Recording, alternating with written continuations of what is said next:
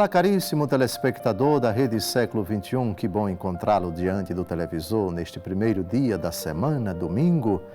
Começa mais uma jornada de 7 dias e no final desta tarde louvamos e bendizemos a Deus por estarmos juntos e porque nos próximos 30 minutos vamos refletir, dando continuidade à nossa catequese sobre os novíssimos, a realidade da morte, o primeiro dos 4 novíssimos. Morte, juízo, inferno e paraíso são as últimas realidades que são possibilidades para o ser humano. O juízo, todos serão julgados. O inferno é uma possibilidade. O paraíso é também outra possibilidade. Creio na vida eterna. Esse é o último artigo do credo. E comporta a vida eterna, e comporta aquilo que ultrapassa a morte, que se segue à morte, comportam essas 4 realidades. Já a morte, que é aquilo que nos aguarda no encerramento da nossa aventura aqui na Terra, experimentaremos essa cruel realidade. Logo depois da morte, o juízo particular, depois o inferno ou o purgatório ou o paraíso. Esses dois caminham juntos e vamos tratar unidamente purgatório e paraíso.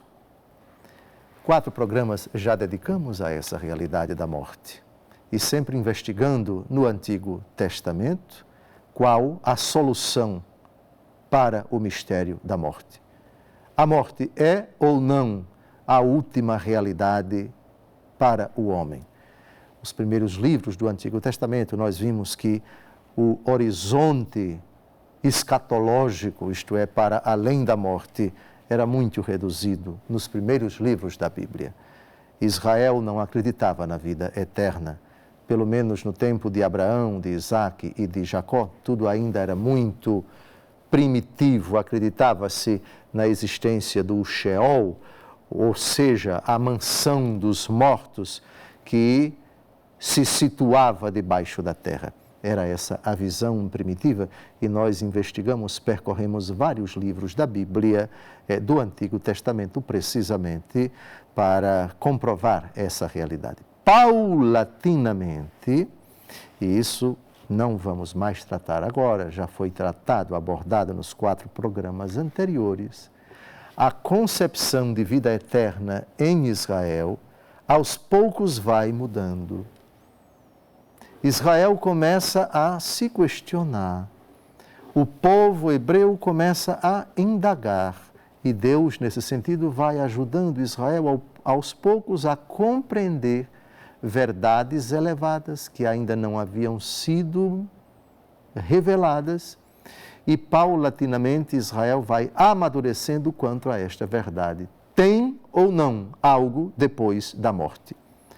A resposta só vai ser dada de forma bem clara, bem cabal, bem completa e exata nos livros mais recentes do Antigo Testamento. Como nós sabemos, a Bíblia não foi escrita de uma vez só. Da mesma forma, os livros do Antigo Testamento, eles foram escritos por pessoas diferentes, em épocas diferentes e em locais diferentes.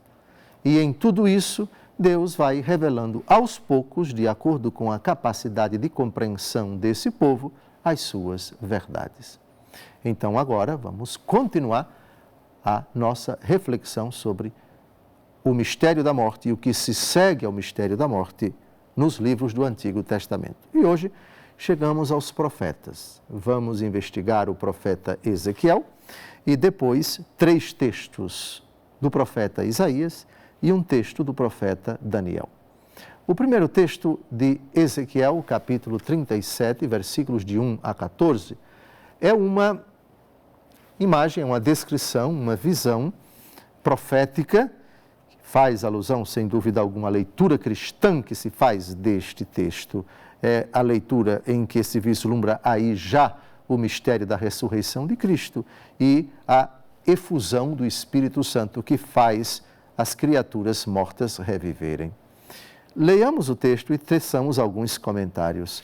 É o mistério dos ossos inanimados de uma multidão de ossos, numa planície, numa paisagem bastante lúgubre, bastante feia, e que o sopro do Espírito Santo faz os ossos reviverem, aquela realidade sem vida, adquire vida, é reanimada. E aqui, sem dúvida alguma, já temos o vislumbre dessa realidade que um dia os cristãos vão professar com a ressurreição de Cristo. A vida eterna. A morte vai ser vencida pela vida, o mistério da ressurreição. Vamos ao texto. A mão do Senhor desceu sobre mim. Ele me arrebatou em espírito e me colocou no meio de uma planície que estava coberta de ossos. Ele fez-me circular em todos os sentidos no meio desses ossos numerosos que jaziam na superfície. Vi que estavam inteiramente secos. Disse-me o Senhor: Filho do homem, poderiam esses ossos retornar à vida? Senhor Javé, respondi, só vós o sabeis. Ele disse-me então: profere um oráculo sobre esses ossos. Ossos dessecados, lhes dirás, escutai a palavra do Senhor. Eis o que vos declara o Senhor Javé. Vou fazer reentrar em vós o sopro da vida para vos fazer reviver. Porei em vós músculos, farei vir carne sobre vós, vos cobrirei de pele, depois farei entrar em vós o sopro da vida, a fim de que revivais. E sabereis assim que eu sou o Senhor. Profetizei, pois, assim como tinha recebido ordem, no momento em que comecei, um barulho se fez ouvir. Em seguida, um ruído ensurdecedor, enquanto os ossos se vinham unir aos outros. Prestando atenção, vi que se formavam sobre eles músculos, que nascia neles carne, e que uma pele os recobria. Todavia não tinham espírito. Profetiza ao espírito, disse-me o Senhor. Profetiza, filho do homem, e dirige-te ao espírito. Eis o que diz o Senhor Javé. Vem, espírito dos quatro cantos do céu, sopra sobre esses mortos para que reviva. Proferi o oráculo que ele me havia ditado, e daí a pouco o Espírito penetrou neles. Retornando à vida, eles se levantaram sobre seus pés, um grande, um imenso exército. Então o Senhor me disse: Filho do homem, esses ossos são toda a raça dos israelitas. Eles dizem: nossos ossos estão secos, nossa esperança está morta, estamos perdidos.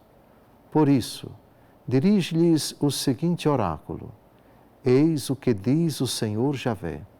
Ó meu povo, vou abrir os vossos túmulos, eu vos farei sair deles para vos transportar à terra de Israel. Sabereis então que eu é que sou o Senhor, ó meu povo, quando eu abrir os vossos túmulos e vos fizer sair deles, quando eu colocar em vós o meu Espírito para vos fazer voltar à vida, e quando vos hei de restabelecer em vossa terra. Sabereis então que sou eu o Senhor, que o disse e o executei, oráculo do Senhor. Uma profecia longa, mas que precisava ser citada totalmente. O próprio texto diz, a própria profecia diz que esse oráculo foi dirigido aos israelitas que já estavam perdendo a esperança, que não acreditavam mais em nada de bom para o futuro, não acreditavam que Deus fosse capaz de fazer algo de bom, não esperavam mais uma intervenção do céu. Assim, essa visão visa diretamente, tem como finalidade principal confortar o povo de Israel nesse período difícil que ele estava vivendo, diante de crises políticas, econômicas, religiosas, de fragilidade social, de desafios, de guerras, de infidelidade a Deus, de desobediência à sua palavra, de desrespeito à lei, à aliança. Mas a palavra de Deus nunca se dirige apenas, nunca se refere apenas, nunca fala apenas para uma realidade pontual, para uma época precisa, para um povo preciso. A palavra de Deus é eterna e vale para todas, absolutamente todas as situações e todas as pessoas e se refere a todos os problemas dos homens. A palavra de Deus que é dirigida aos ossos. Os ossos que adquirem vida. Primeiro a pele, depois os músculos, mas ainda não tem o espírito. Vem espírito dos quatro ventos. Os espíritos então animam aqueles corpos outrora sem vida, ressecados. E aí temos a reanimação. Israel revive. É uma vida após a morte, pelo menos na visão. Os cristãos viram aqui uma alusão ao mistério da morte de Cristo e da sua ressurreição. E o Espírito dos quatro ventos, para quem o Filho do Homem diz, vem, é sem dúvida alguma uma alusão ao Espírito Santo de Deus, que será derramado profusamente no dia de Pentecostes, marcando o início da missão da Igreja. Um texto que é um marco na evolução da fé de Israel, da não crença na vida eterna, para a crença numa realidade que vai vencer a morte, a ressurreição. Então, neste quinto programa, já estamos avançando. Israel já acredita, porque Deus mesmo falou, que após a morte haverá a vida. Que a morte vai ser vencida pelo hálito da vida, que é o Espírito de Deus. O Espírito de Deus que reanimará os ossos daqueles que morreram. Não saia daí, no segundo bloco, nós vamos avançar no Antigo Testamento, a fé de Israel sobre aquilo que acontece após a morte, citando 3 textos do profeta Isaías, até chegarmos no texto mais importante do Antigo Testamento que fala explicitamente da ressurreição da carne.